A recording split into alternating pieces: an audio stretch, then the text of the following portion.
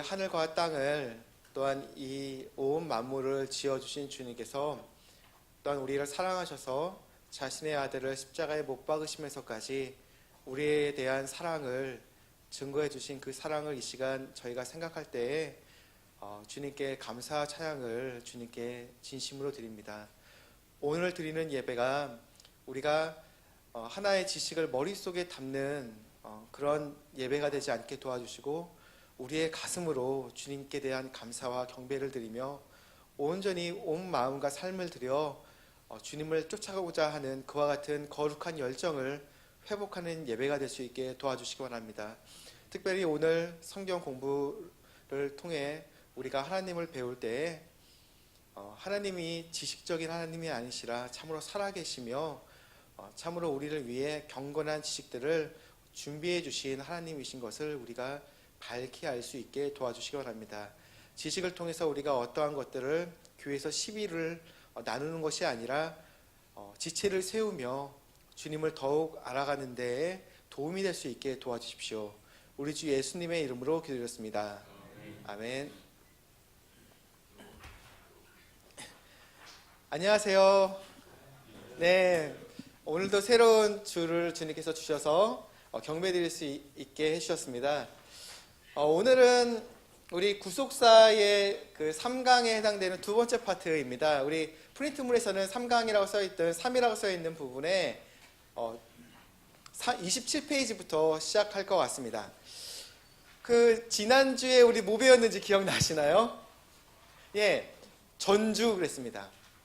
극이 올라가기 전에 전주가 있듯이 노래가 나오듯이 하나님께서 하늘과 땅을 창조하시기 전에 자신을 드러내어 주셨던 그 모습이 영원이라는 단어를 통해서 영원이라는 단어는 이 하늘과 땅을 모든 것을 창조하신 하나님의 권능을 설명하고, 두 번째가 영원이라는 단어를 통해서 영원이라는 단어가 그 시대의 앞을 또 설명하고 또한 뒤를 설명하기 때문에 지금 있는 창조하신 모든 시대를 껴안으시는 하나님의 경계석, 그러니까 모든 걸 품어 안아주시는 그분 자신이 우리의 피난처 되어 주신다. 이 부분들을 우리가 성경을 통해 배웠습니다.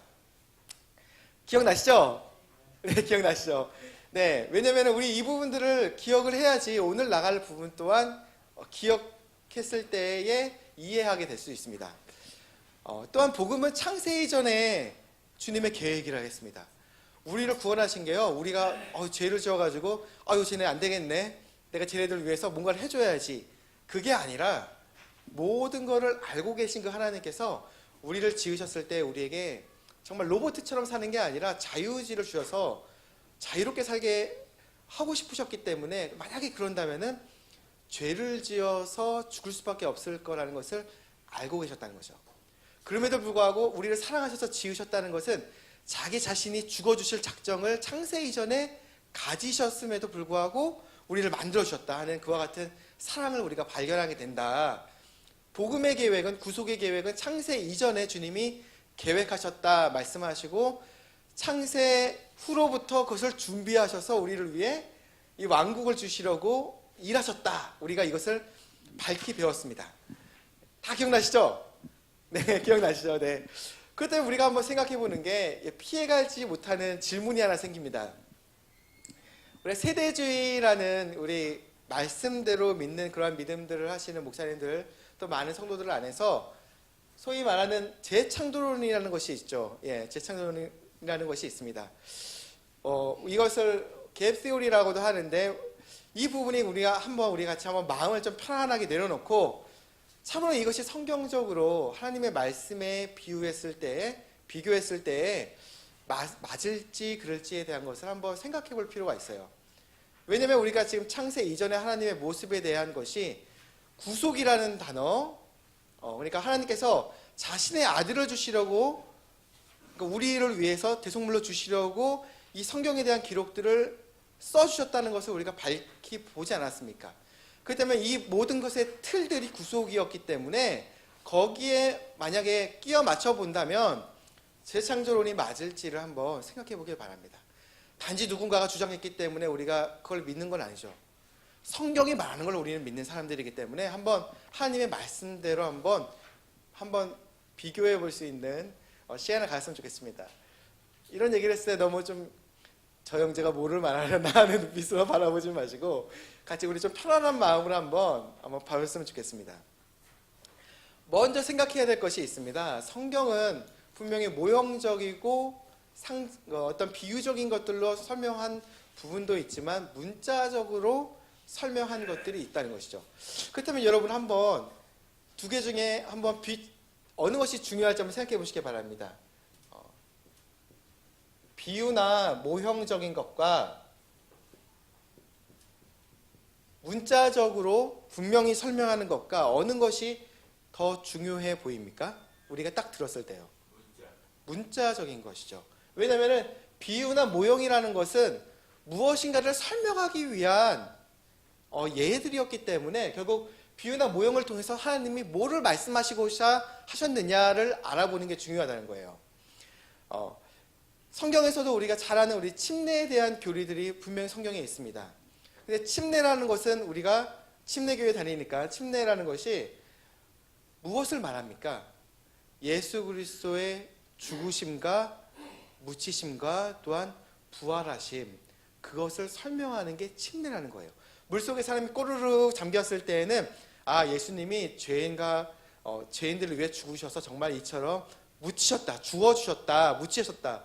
그리고 물속에 꼬르륵 잠겨있다는 것은 실제적으로 정말 죽었다는 그 사실성을 또 설명을 하고 또 부활의 그 의미로서 물에서 일어난다는 것은 그 부활을 통해서 그러니까 우리 믿는 자들의 칭의, 즉 우리를 위한 어떤 첫 번째 열매로서 의롭게 일어나 주셨다는 것을 보여준다는 것이죠. 즉 우리가 생각했을 때 침례에 대한 어떤 모형적인 의미는 실제적인 복음 선포보다 크기는 어려울 부분이 있을 거예요. 왜냐하면 그거를 통해서 뭐를 말씀하시고 싶어 하느냐를 설명하지 않는다면 해석은 사람들에게 맡겨버리게 되겠죠. 그러면 이건 문제가 생길 수 있는 거예요. 왜냐하면 사람들마다 각기 다르게 얘기할 수 있게 될 테니까요. 즉 우리가 사도 바울 또한 그랬어요. 침례에 대한 의미를 아마 우리보다도 더욱더 잘 아셨을 텐데도 불구하고 자기는 침례를 준 가정이 몇몇 안 된다고 얘기했어요. 왜냐?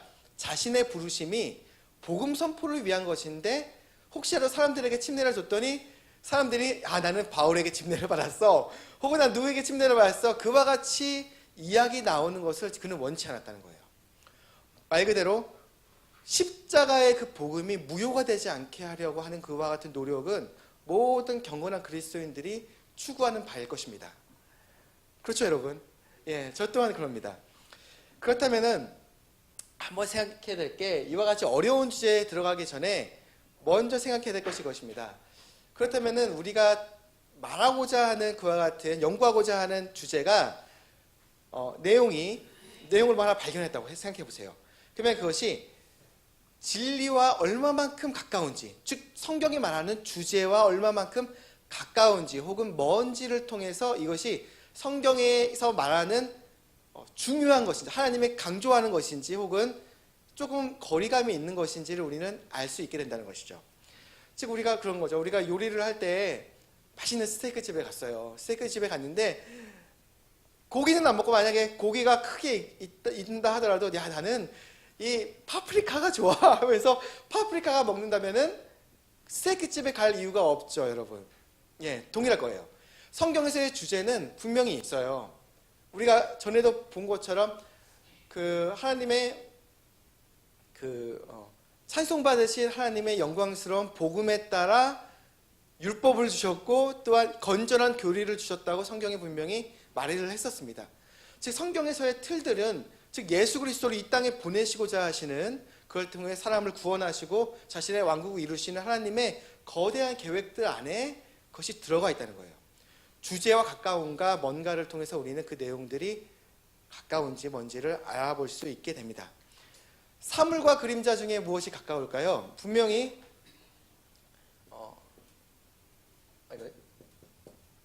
사물이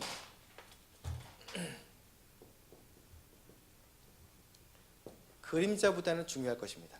그림자를 통해서 사물의 모양을 유추한다 하더라도 사물을 직접 보는 게 더 나을 것입니다. 아까 말한 것처럼 주 재료가 양념보다 중요합니다. 동일하게 복음이 많은 모형적인 것보다 더욱 중요하다는 것입니다. 그렇다면 우리가 성경 연구를 한번 이렇게 접근을 했을 때 발견하게 되는 첫 번째 원칙을 한번 생각해 볼 필요가 있습니다.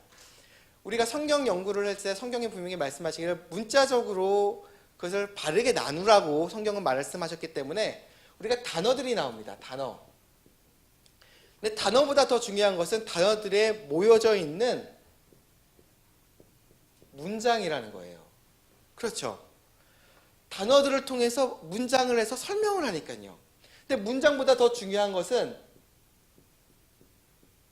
문단입니다. 그것을 통해서 뭐를 말씀하시고자 하셨느냐. 그리고 문단보다 또 더 중요하다 여겨야 될 것이 문맥이라는 것입니다.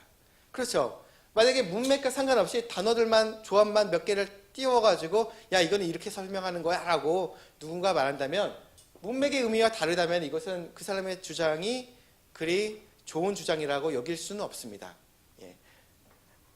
그렇다면 재창조론에 대해서 한번 생각해 볼 필요가 있어요. 재창조론이라는 것이 무엇이냐라고 말을 한다면 사실 이제 역사적으로는 세대주의가 발전을 하면서 성경을 연구하다 보니까 그 창조라고 말할 수 있는 창세기 1장에서 그러니까 하나님이 이 지금의 땅들을 창조하시기 전에 어떠한 영적이든 혹은 어떠한 그런 피조물들을 만드셨다 하는 주장들이 재창조론이라고 간단하게 설명을 해드릴 수 있을 것입니다. 사실 근데 그와 같은 어떤 성경 연구에 대해서 모든 게 다 제 개인적으로는 모든 게 다 잘못됐다 혹은 폄하해야 된다 혹은 그렇게 믿는 사람들 이단이다라고 말을 할 수는 없다고 생각을 해요. 각자들마다 그 믿는 부분들이 조금씩 다를 수 있으니까요. 근데 우리가 오늘 한번 추구하고자 하는 것은 이것이 성경과 정말 가까운 주제인가를 한번 생각을 해보고자 하는 거예요. 특히 구속사를 통해서요. 이 창조에 대해서 지금의 창조 이전에 어떠한 창조가 있었다는 그와 같은 성경부를 통해서 사실 지금의 어떤 세대주의의 어떤 연구들 안에서 어떤 빛처럼 조명이 되어진 부분도 있고 또한 혹은 그분들이 말씀하시는 것들 안에서 유익들 예를 들어서 뭐 영적인 그 창조들의 창조 시점들을 알아볼 수 있다 하는 것들에 대해서 어찌 보면은 조금은 생각해 볼 수 있는 부분 또한 있고 그것이 다 그분들이 뭐 이단교리다 이렇게 믿지는 않습니다. 근데 보통 그것들을 접근했을 때 반대하는 분들의 대부분의 어떤 얘기들은 좀 부가적인 질문들을 통해서 그 재창조론을 잘못되었다라고 말하는 것들이 많았어요. 사실상 제가 생각했을 때에는 대표적으로는 그분들이 말씀했을 때 공격받는 이유 중에 하나는 첫 번째가 영어의 발달 과정에서 그 설명을 잘못 적용하신 것이다. 이렇게 해서 그 리프레싱이라는 그 단어를 통해서 리자가 들어가니까 다시 만드신 것이다 라고 적용했다. 근데 역사적으로 봤을 때는 반대하시는 분들은 리라고 붙어 있지만은 실질적으로는 그게 영어의 변천 과정 속에서 보게 되면은 리가 다시라는 의미가 아니었다라고 말씀하는 분들이 있습니다. 혹은 현대과학이 발전을 하니까 뭐 예를 들어서 공룡뼈가 나오고요. 이런 것들을 보니까 이것을 두고 자유주의적인 입장에서 성경을 해석한 것 아니냐라고 질문을 하시는 분 또한 있습니다. 혹은 새로운 신학이다라는 그런 주제로서 말씀하는 분들도 있습니다. 근데 오늘 한번 이게 말이 좀 길어졌는데 간단하게 이제 정리를 하면 구속사와 비교를 했을 때 이것이 가까운 주제인지를 오늘 한번 알아보고자 합니다. 먼저 그러면 우리가 생각해 볼 부분이 이 부분입니다. 그러면 창조의 목적과 역사와 비교를 한번 해보길 원합니다.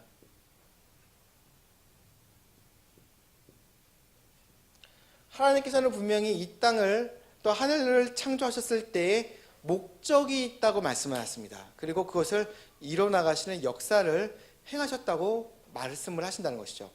예. 그렇다면은 먼저 몇 가지 그 사항들, 하나님께서 말씀하신 것들에 대한 사항들을 살펴보고 그것을 통해서 주님이 무엇을 말씀하셨느냐 그 내용들을 한번 이야기를 정리를 하면 좋을 것 같아요. 첫 번째, 하나님께서 이 땅을 만드셨을 때의 최종적인 목적은 주님께 영광을 돌리기 위해서 하셨다고 하는 거예요. 하나님께 최종적으로 영광을 돌리려고 이 땅을 만드셨다. 계시록 4장 11절은 말하기를 오 주여 주는 영광과 존귀와 권능을 받기에 합당하시오니 주께서 모든 것을 창조하셨고 또 그것들이 주를 기쁘게 하려고 존재하며 창조되었나이다. 보니까 하나님께서 모든 것을 만드신 이유가 자신의 영광과 기쁨을 위해서 이것을 만드셨다 말씀하십니다. 그 다음에 두 번째가 우리 창조의 그 경계들이 무엇이냐. 경계. 창조의 경계들이 있는데 계시록 10장 6절은 말하기를 영원 무궁토록 살아계시는 분 곧 하늘과 그 안에 있는 것들과 땅과 그 안에 있는 것들과 바다와 그 안에 있는 것들을 창조하신 분을 두고 맹세하기를 더 이상 시간이 있지 아니하려니와. 여기 보니까 하나님께서 무엇을 창조하셨느냐. 하늘과 땅과 바다에 있는 어떤 그 단어들을 설명하시면서 그것을 창조하신 분이라고 했어요. 하나님은 하나님이 만드신 거의 경계들을 말하면서 하늘이라는 거 했을 때 그냥 우리 지구의 하늘만을 말하는 게 아니라 성경에서는 하늘을 세 가지로 설명을 하게 되고 그 모든 영적인 경계까지도 다 말합니다. 모든 것을 만드신 분이라는 것이죠. 그렇다면은 세 번째가요.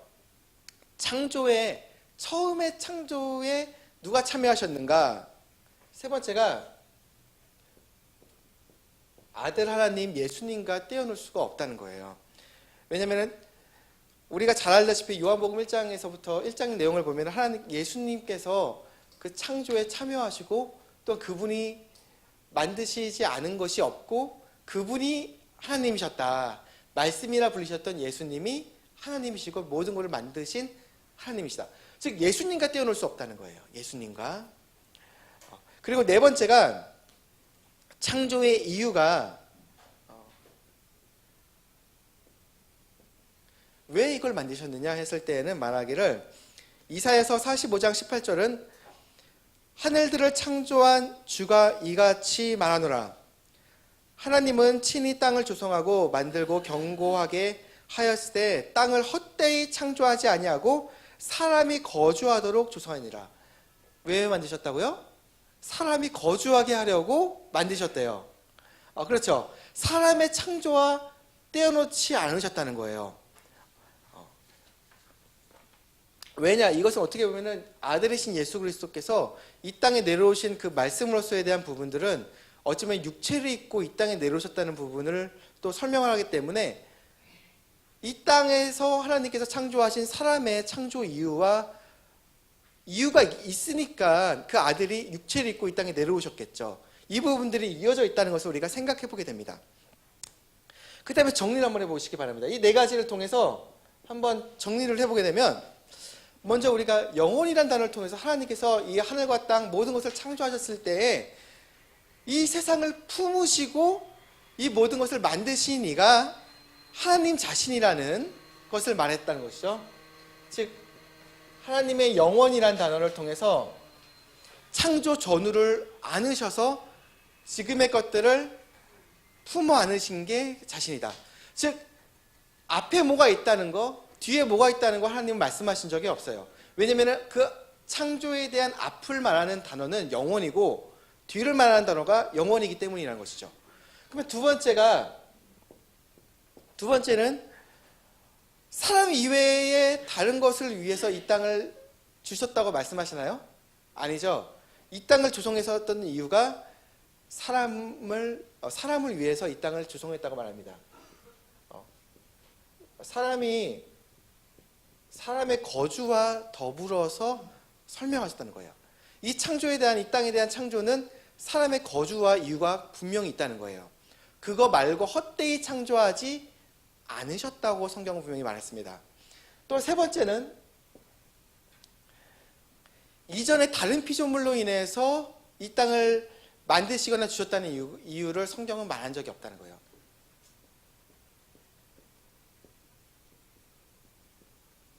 다른 피조물과 관련해서 설명하신 적이 없어요.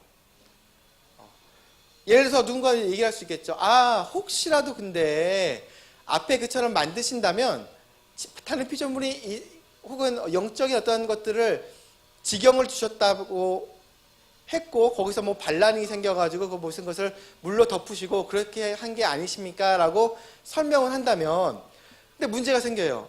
하나님께서는 말씀하시기를 앞에 말하기를 땅을 사람을 위해 주셨고 헛되이 창조하지 않았다고 말씀하시기 때문에 이게 분명히 그 대조적으로 문제가 된다는 거예요. 죄송한데 저기 창문 좀 하나 닫아주시기 바랍니다. 네, 즉 이 모든 것을 비교했을 때 하나님이 전능자로서 이 모든 것을 창조하셨다는 것과 이 내용들에 대한 주장들은 그러니까 앞에 뭔가를 만들어서 영적인 것들이 있었고 거기에 대한 어떤 핍박들이 어떤 문제들이 있어가지고 하나님이 물로 심판하셨다는 것들은 성경이 전반적으로 말했던 내용들과 좀 대조가 되어버립니다. 그리고 하나님께서 만약에 노아의 시대에 그처럼 이 땅들을 멸망시키셨을 때에 그 이전에 어떤 물에 대한 멸망이나 이런 것들이 있었다면은 하나님께서 전능자신데 예비 시험을 이렇게 두시거나 연습을 할 이유가 없지 않습니까? 모든 것을 얘기를 한다 하더라도 땅들은 분명히 사람을 위해 주셨다는 거, 그리고 다른 것을 위해 헛되이 주지 않으셨다는 그 말씀들과 분명하게 대조를 이루게 돼버리게 됩니다. 이처럼 첫 번째적으로 이런 창조의 역사와 목적의 내용들과 한번 비교를 했을 때에 이런 부분들을 좀 재창조로는 좀 반대되는 의견들을 좀 가질 수밖에 없습니다. 두 번째는 그러면 우리가 한번 생각해 볼 수 있는 게 성경은 신구약 성경이 있다는 거예요. 구약이 있고요. 신약이 있어서 많은 것들이 비교와 대조를 이룹니다. 대꾸를 이룬다는 거예요. 그랬을 때에 하나님께서 지금 무엇인가를 설명하시는 것은 이전에 있었던 문제들, 우리가 전에 한번 뵀어 첫 번째 시간에서 배운 거, 사람의 문제들이 있어서 하나님께 부르짖었을 때에 하나님이 응답하신 게 신약이다. 구약은 사람의 부르짖음, 신약은 하나님의 응답. 이것이 비교된다는 것이죠. 그랬을 때 사람의 타락이 있었습니다. 사람을 창조하셨죠. 하나님이 사람을 창조하셨습니다. 그랬을 때 또한 세상에 지금 모두 다 신음하고 있다 말씀하십니다. 그리고 낙원이 있었죠. 낙원이 있었습니다. 근데 하나님께서 신약에 왔을 때에는 말씀하시기에 누구든지 예수 그리스도 안에 있는 사람들은 새로운 피조물이라고 말씀하셨어요. 새로운 피조물. 첫 번째의 피조물이 있었으면은 새로운 피조물이 있다고 말씀하시고요. 세상, 하나님께서 새로운 예루살렘을 분명히 내려주신다고, 새로운 하늘과 새 땅을 주시겠다고 말합니다. 새로운 세상을 주시겠다고 말합니다. 과거의 낙원이 에덴 동산에서 우리가 다 실패했지만은 새 예루살렘, 새로운 낙원을 허락하십니다. 모든 것이 대꾸를 이루는 거예요. 이전에 있었던 창조된 그 사람의 죄가 있어서 문제가 있었다면은 하나님께서 말씀하시기를 누구든지 예수 그리스도에 있는 사람은 새로운 피조물이다. 즉 재창조를 말씀하십니다. 리죠. 우리가 born again, 다시 태어날 것에 대해서 설명한다는 거예요. 재창조를 말하는 거예요. 그렇다면은 이 두 가지는 분명 이 신구약을 품어 안으시는 게 영원이라고 말씀하시면서 모든 것을 품어 안으시고 만드신 게 나 자신 전능자 하나님이신 것을 설명하는 게 성경이었다면은 어느 한 구절에 만약에 여러분 생각하시기에 재창조론이라는 단어가 재창조가 들어간다면은 재창조가 그러니까 창조로 봐야겠죠? 여기가 창조가 들어가고 구약이 재창조가 되고 신약이 그러면 재창조가 된다면 문제가 커져 버린다는 거예요. 하나님께서 우리에게 누구든지 새로운 피조물이다. 그리스도 안에 있는 사람들은 이렇게 말씀하셨는데 구약에 말하는 게 사실 창조가 아니라 재창조가 되고 앞에가 창조였다면은 성경이 말하는 그 큰 틀들이 다 무너져 버릴 수밖에 없습니다. 좀 쇼킹할 수 있는 거예요. 근데 워렌 위어스 박사님 같은 경우도 이 부분들에 대해서 좀 지적을 했었어요. 옛날에 무디 기념교회 목사님 같은 경우도. 왜냐하면 성경은 신약에서 재창조를 말하기 때문에 사람의 창조를 새로운 창조, 그리스도 안에서의 새로운 창조를 말하기 때문에 앞에 어딘가에서 재창조를 말해버린다면 전체적인 틀들이 무너져 버리고 하나님께서 말씀하신 것들에 우리 안에 조금이라도 어떤 의심들을 줄 수 있다. 특히 이것이 구속과 우리의 구원과 밀접하게 연관될 수가 있기 때문에 이 부분들은 좀 받아들일 수가 없다. 이렇게 말씀하셨습니다.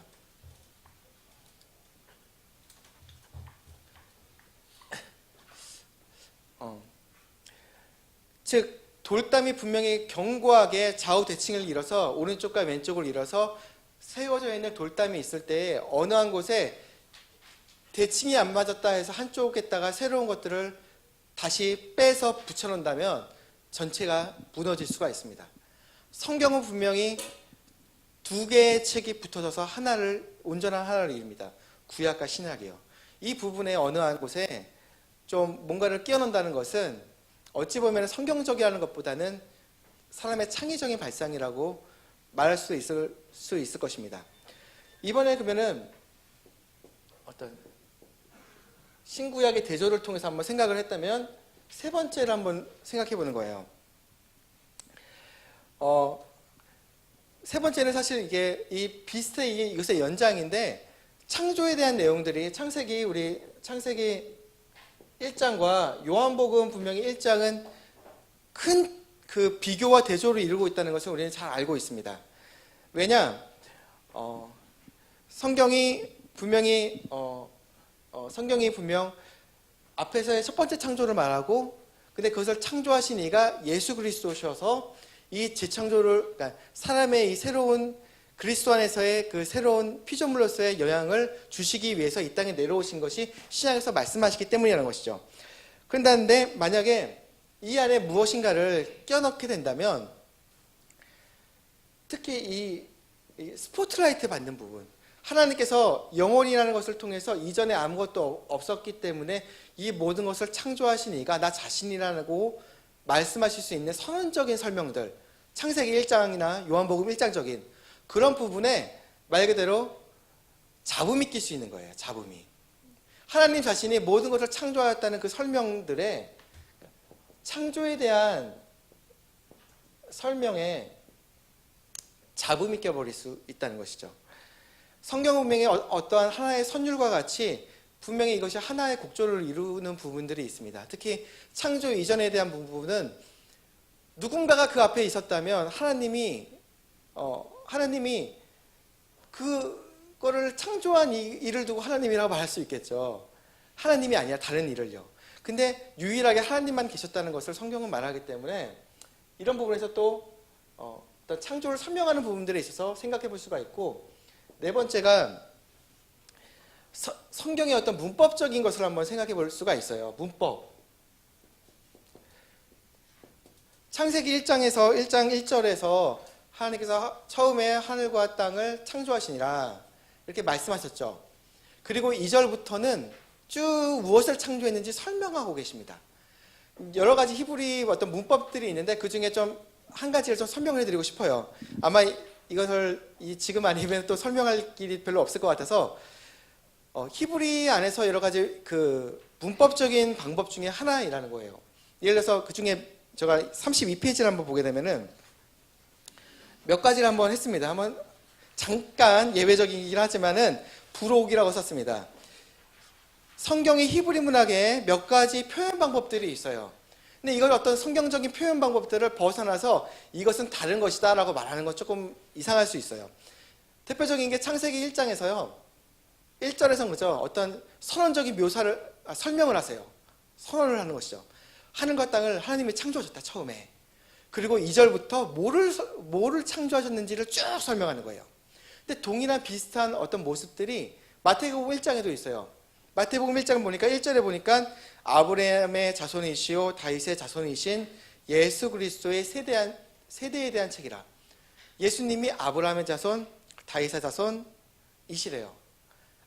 그러면은 어떻게 자손인지를 증명하기 위해서 계보가 2절부터 쫙 설명돼요. 마태복음 1장 2절부터요. 쭉 설명되는 거예요. 즉 선언을 한번 빵 하고 크게 얘기를 하시고 그 다음 설명을 쭉 이어가시는 게 첫 번째 문법적인 기본적인 문법이었어요. 또한 다른 어떤 문법들도 있는데 두 문장을 대조하는 경우도 있어요.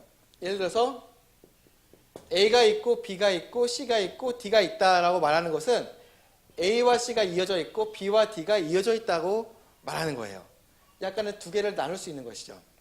대표적으로 신명기 23장을 보게 되면 17절 18절을 보니 이스라엘의 딸들 중에 창녀가 있지 못하며 이스라엘의 아들 중에 남색하는 자가 있지 못할지니 너는 창녀의 몸값과 개의 몸값은 어떤 서원하는 일로든 주 내 하나님의 집에 가져오지 말라. 이 둘은 주 내 하나님께 가져간 것이니라.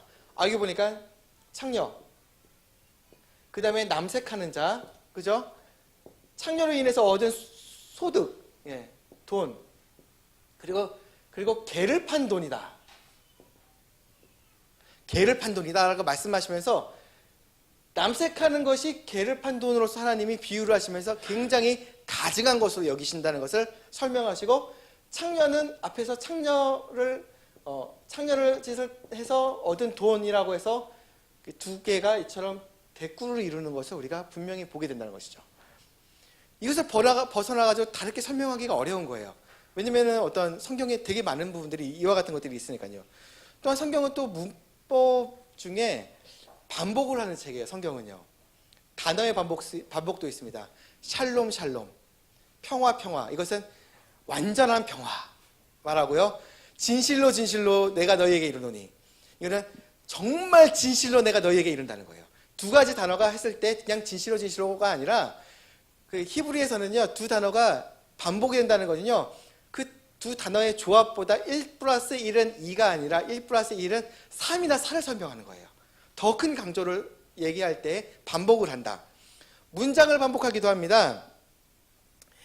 우리가 그러잖아요. 내 손 안에 선을 베풀 힘이 있거든 마땅히 그것을 받을 자들에게 선 베푸기를 금하지 말며 내게 그것이 있거든 내 이웃에게 이르기를 갔다가 다시 오라 내가 내일 주리라라고 하지 말고, 비슷한 거를 그냥 반복을 해버려요. 통째로. 이런 것도 있어요. 절이 바뀌는데 똑같이 아예 설명을 하시는 거예요. 문단을 반복하기도 합니다. 우리가 잘 아는 고넬료의 이야기에서 그 이방인의 구원 얘기를 하니까 앞에서 베드로가 자기가 있었던 일들이 쭉 설명한 다음에 그 다음 장에서 아예 거의 내용이 통째로 다시 한번 설명이 돼요. 내용 자체가 문단이 그냥 반복이 되어버리는 거예요. 또한 아예 책 자체가 반복이 되기도 합니다.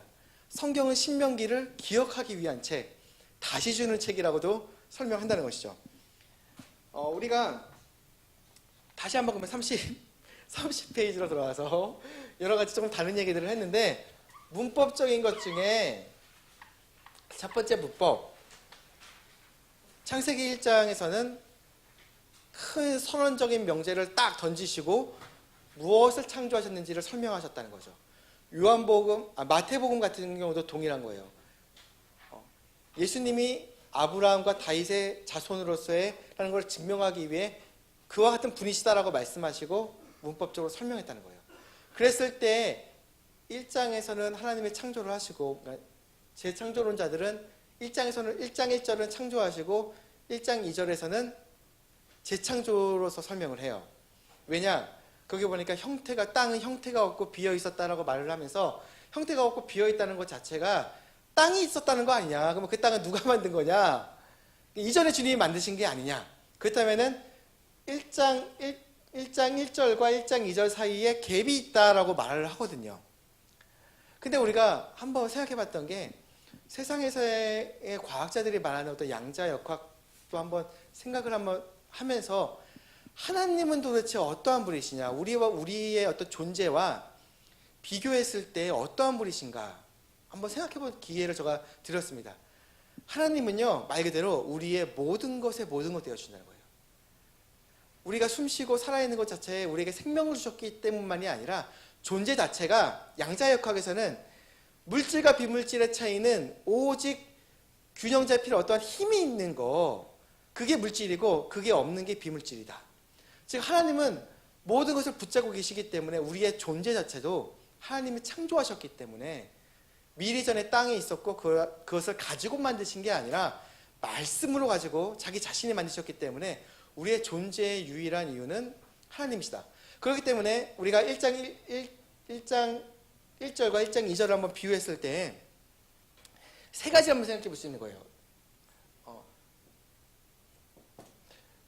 1장 2절에 대한 내용들을 성경에서는 이렇게 말합니다.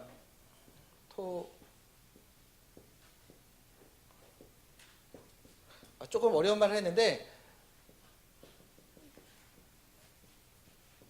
without form, 그러니까 형태가 없고 그리고 void, 비어 있었다. 땅이 형태가 없고 비어 있었대요.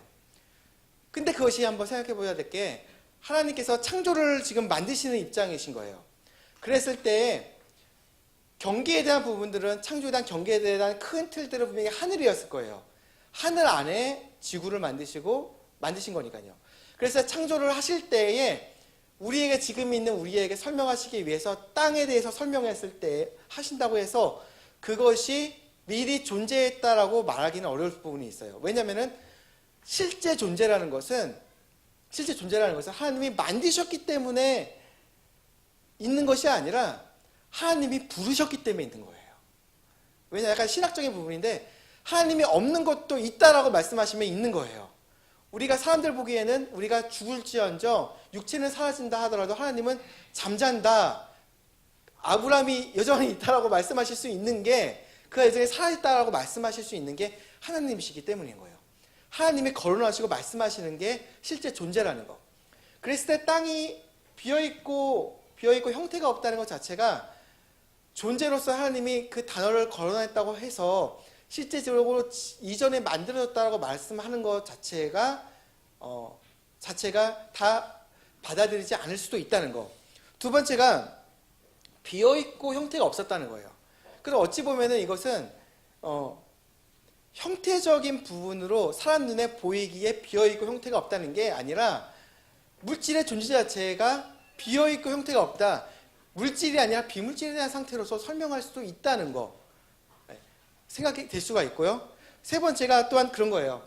이게 토우앤보우라는 말로써 비어있고 형태가 없다는 것 자체가 사실 신약에서는 이게 죄에 대한 상태로 설명을 하거든요. 신약에서는요. 근데 한번 생각해 보세요. 모형이 있고 그에 대한 설명이 있는 게 구약과 신약이에요. 구약은 분명히 이후에 대한 설명과 본래 그 자체를 이해하기 위해서 모형적인 것이 주어진 부분들이 구약의 어떤 강점이고, 신약은 그에 대한 설명과 본질인 그리스도께서 오셔서 무엇을 행하시는가를 설명하는 거예요. 근데 그에 대한 모형을 앞으로 가져가서 그 앞에 뭐가 또 있었다라고 말하는 것 자체는 전체적인 틀에서 봤을 때에 납득하기 어려울 수 있다는 거. 그런 부분들을 우리가 생각해 볼 수 있다는 것입니다. 즉 결론을 한번 내보시면 재창조론을 이야기를 했을 때 성경은 분명히 구속이라고 해서 예수 그리스도께서 이 땅에 오시기 위해 정말 십자가에서 우리의 죄를 위해 죽어주시기 위해, 또한 그것을 통해서 마귀의 머리를 치시고 자신의 왕국을 이루시는 놀라운 어떤 일들을 이루시기 위해 하나님께서 창세 전에 계획하셨고 창세 이래로 이처럼 일을 행하셨으며 우리에게 왕국을 주셨다라고 설명하셨어요. 근데 그와 같은 틀들은 분명 틀들을 설명하시기 위해 그 앞에 있는 것이 하나님의 오른팔과 같은 영원, 왼팔은 하나님의 그 창세 이후에 있을 영원이라고 말씀하시면서 그 시대를 품어 안으시고 모든 것을 이루신 게 하나님 자신인 것을 설명하셨다는 거예요. 근데 이처럼 창조의 역사나 목적과 재창조론이 맞는지, 혹은 신구약의 어떤 분명한 어떤 대구를 통해서 완전한 어떤 전체를 이루시는 것과 또한 특히 자신의 아들을 이 땅에 내려오시기 위해서 창세기 1장과 요한복음 1장이 대조 이루는 부분들 안에 과연 앞에 뭐가 끼어 들어가는 것이 옳은 것인가 생각해 보게 되고, 성경의 어떤 기본적인 히브리 문법과도 맞지 않을 수 있고, 또한 이것이 또한 이 단어적인 설명으로서의 부분들 안에 분명 땅이라는 것이 하나님이 본질적인 존재로서 본질의 그 본질이라는 것은 하나님 자신이시라는 거. 하나님 자신이 그래서 땅을 거론했다고 해서 그 자체가 땅의 존재가 앞에 있었다라고 말하는 게 과연 타당할 수 있을런지 이것을 한번 생각해 볼 수가 있을 것입니다. 조금 어려울 수 있는데 여러분, 근데 중요할 수 있어요. 왜냐하면 우리가 하나님께서 너가 새로운 피조물이야. 과거에 이전 것은 이미 지나갔고 보라 모든 것이 새 것이 되었도다라고 말씀했는데, 우리가 그것을 믿고 하나님께서 우리가 나는 새로운 피조물을 하고 해서 이정엽이라는 죄인의 모습이 아니라 새로운 피조물을 해서 명찰을 딱 하고서 천국 열차에 올라간다고 생각해 보세요. 내 표는 이거예요. 이거 새로운 피조물. 근데 차장이 말하기를 잠시만요. 명부를 보니까 세 번째 피조물이란다요. 이거는 어마어마한 거예요. 왜냐, 여러분, 우리 이름의 오탈자라도 하나라도 틀리면은 비행기 타실 수 있나요? 타실 수 있으세요? 못합니다. 동일합니다. 하나님께서 이와 같이 과거의 것은 죄인의 상태를 설명하시는 이전의 창조, 그리고 신약에 대한 것은 이 새로운 피조물, 새하늘과 새 땅, 새로운 낙원을 설명하시는 새로운 창조를 설명하신다면, 그것에서 앞에서 말하는 재창조가 들어간다면, 기존의 창조가 들어간다면 이것은 요즘 시대에서 말하면 저작권으로 고소당할 일입니다. 이 부분들을 한번 우리가 생각해 보시고, 이것을 통해서 근데 여러분께 한번 설명해 드릴 것은 마지막은 이거예요. 그 지식은 사람을 우쭐내게 만들어요, 솔직히. 근데 중요한 게 이것을 지식으로서 다른 사람을 견주어서 저 사람이 옳으냐 그르냐라고 말을 하는데 먼저 쓰지 마시고, 내가 받은 구원과 주님이 주신 어떤 구속에 대한 의미를 강하게 하시고, 또한 내가 부여잡는 그 복음의 의미를 강하게 부여잡는 데 쓰시기 바랍니다. 너무 남을 위한 어떤 잣대로 쓰실 게 아니라 나를 위한 잣대. 왜냐, 옛날에 암행어사들이 가지고 다니는 게 마패만은 아니었어요. 마패 말고도 유척이라는 게 있었대요. 5가지 자를 하나의 그 막대기에다가, 노트로 된 막대기에다가 써놨대요. 하나는 곡식을 재는 거, 하나는 목포를 재는 거, 하나는 악기를 재기도 하고, 여러 가지 것들을 재는 자가 만능자를 준 거예요. 근데 성경은 복음이 그와 같다는 거예요. 율법과 그 건전한 교리가 찬양받기에 합당하신 영광스러운 주님의 복음에 따라 이것이 주어졌다라고 성경이 말하기 때문이라는 것이죠. 우리의 이 모든 어떠한 누군가가 이야기하는 것을 들었을 때 우리는 그것이 옳은지 그른지를 복음으로 가서 성경이 뭐라고 말하느냐, 본래 근간으로 돌아가서 맞는지 틀리는지를 항상 생각하고 또 믿는 사람들이 우리가 되었으면 좋겠습니다. 기도하고 마치겠습니다.